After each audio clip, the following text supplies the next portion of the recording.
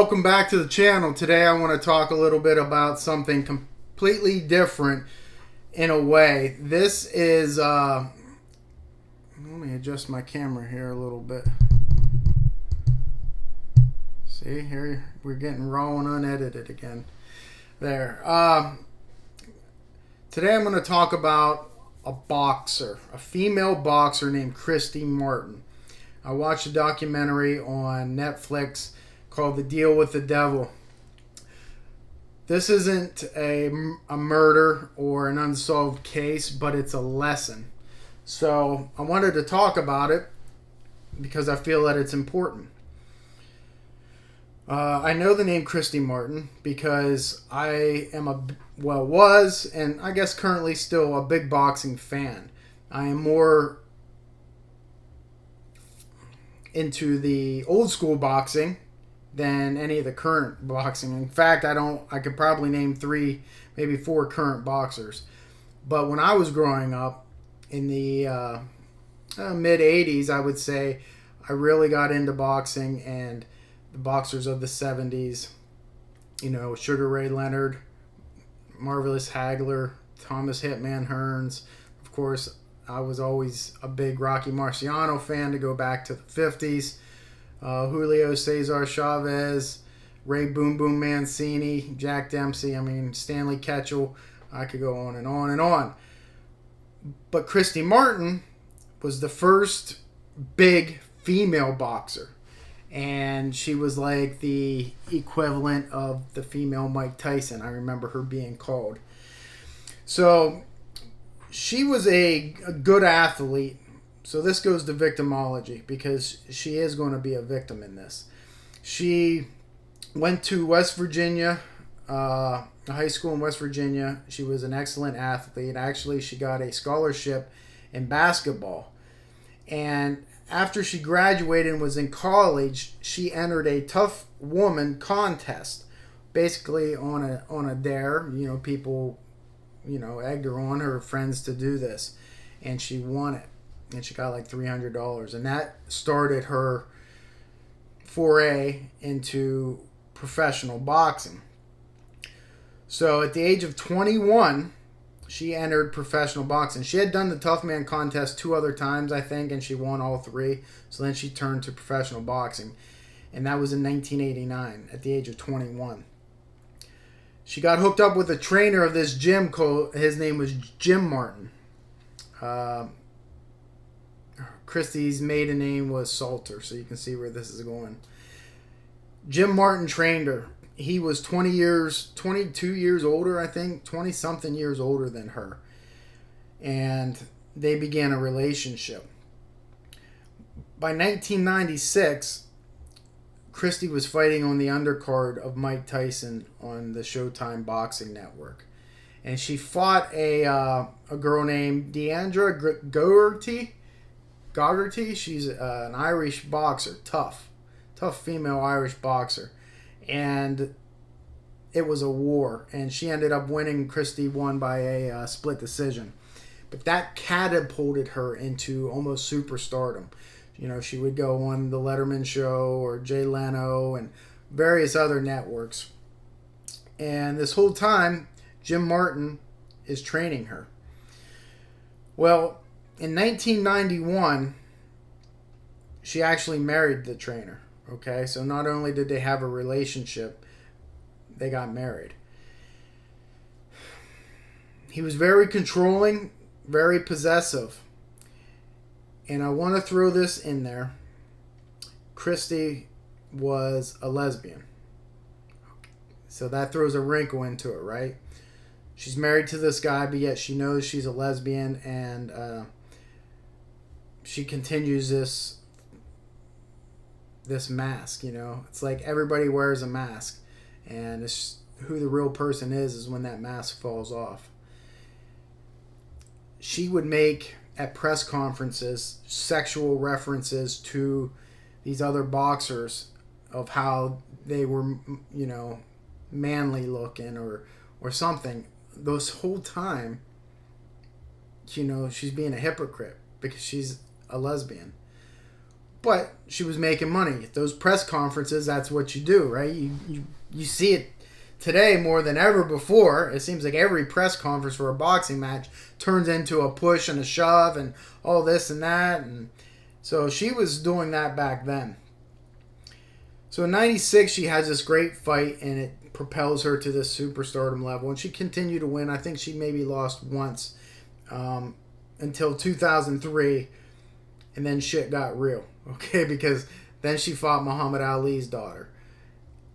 Much bigger, much stronger, more at her prime, I believe, than Christy was. And she got beat. Christy got beat. So that started this spiral out of control for her, where she ended up starting doing cocaine. Now, she was doing cocaine with her husband, Jim. Now, how Jim got into the cocaine, from his point of view, was one of his boxers brought cocaine to his house and said, hey, I'm done with this stuff. I don't want any more of it. Take it, get rid of it. And it sat there for a while, and then they tried it. And then they got hooked. And it went from being a Friday, Saturday thing to an all-week thing, and it spiraled out of control. So in 2010, so you have a gap from about 2003 to 2010 where Christy's kind of going downhill. And at age 42, in 2010, she decides to end the relationship with her husband, Jim, who is 66 years old. And she's pursuing what's natural to her, which is these feelings for other women. And so she starts communicating with an old high school friend of hers whom she had feelings for back then. Long story short, she is on the phone with this girl. Her name is Sherry. She's already basically left him, but she's come back to the house. He's there. He's agitated. And she's on the phone, and Christy keeps saying to him, or to the Sherry on the phone, he's got something behind his back. She could hear him out in the kitchen sharpening a knife, but she didn't pay any attention to it. Then he comes into the room while she's on the phone. He said, we need to talk. And she's like, I will talk to you when I'm done talking to Sherry. And that snapped him. She hung up the phone. He charged her and stabbed her repeatedly. She's a professional boxer, but yet she's a female. He manhandled her, bounced her head off of the floor, off the furniture, stabbed her, left her there.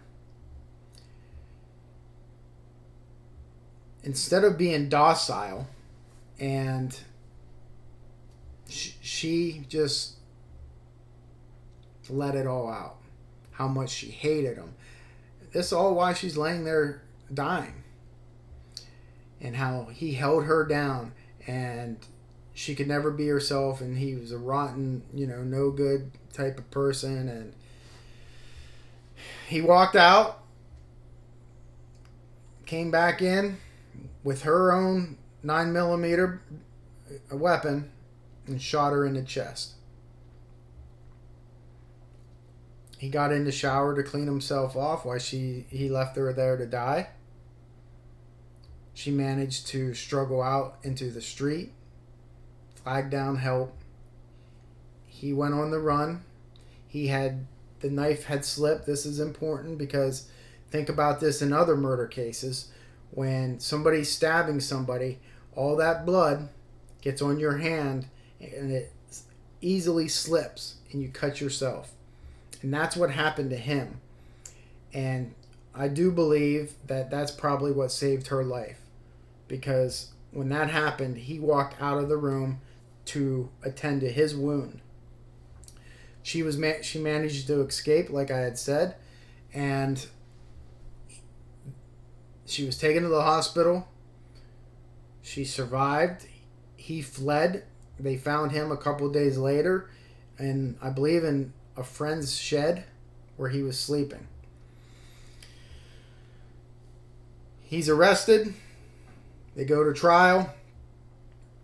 And the most poignant part of this, I believe, to me, is when she is testifying against him. And you can see, much like how you guys say to me, I guess, how you can see the passion for what I do. Times that, I guess, by 10, is how she was speaking directly at him. Telling him, what you did to me. You stabbed me. You beat me. And then you took my own gun and you shot me. And you left me for dead. And she says, but guess what? Guess what, motherfucker? I didn't lay there and die. I got up. Just like I always got up. And I was like, damn. I love it. You know? She let him have it. I wanted to talk about this because she is a survivor. She is a survivor. And survival definitely took place in that house. But she's a survivor of domestic violence. And if you're watching this, you know how severe that problem is. And if you need help and you're afraid to get away, use Christy as an inspiration for you that it can be done. Even though this guy stabbed her, shot her, left her for dead, she wasn't going to lay there and let him win. And she got up and she made it, and she made it her mission to get him behind bars. And that's exactly what happened when the juror found him guilty and sentenced him to 35 years in prison for attempted murder. He'll be 91 years old if he ever gets out. Christy Martin is a Hall of Fame boxer. Had a lot of money, a lot of powerful friends, a lot of outlets, a lot of demons. But if that could happen to somebody like that, it obviously is happening to other women and men throughout the world. Know that there's help. You can get help. You don't have to be afraid. You stand up for yourself and get out of the situation. She got out of it the hard way, but she survived. Okay? That's what's important here. And she followed through. She ended up marrying one of the boxers that she had beaten in the past. And they are together today. And they're happy. She no longer has to suppress that issue. That she would be looked down upon in the boxing community if she ever were to let it known that she was a homosexual. That should be another inspiration. It shouldn't matter. As long as you are happy, don't suppress it. Let it out. Be you. This life that we live is way too short not to be happy. So be yourself. Be happy. Take inspiration from Christy Martin, Hall of Fame boxer, survivor of domestic violence, who is now living her life happy, free, uncontrolling, and able to do what she wants.